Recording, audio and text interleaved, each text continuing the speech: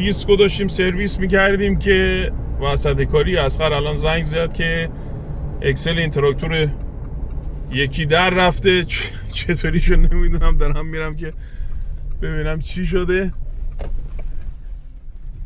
بعد عرض کنم خدمتتون که خلاص یه روز بدون دردسر نیستیم. ما میبینی فصل کار که شروع میشه، شخم و دیسکا که شروع میشه، دردسرام هم شروع میشه. اصلا چه خبر؟ چی شده؟ بابا چه خبر؟ صدای اومد وایسای نگاه کردیم دیدیم که این از زیر تراکتور افتاده. اکسل کنده شد نه؟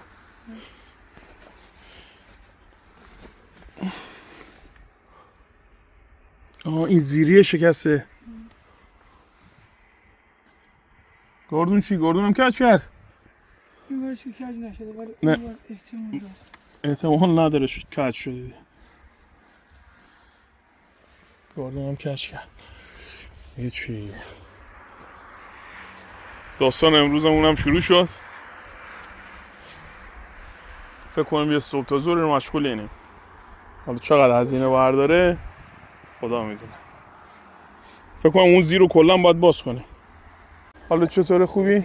خدا قوت، خسته نباشی. این زیری شکسته از قبل هم مثل یه مقدار از قبل شکسته بوده.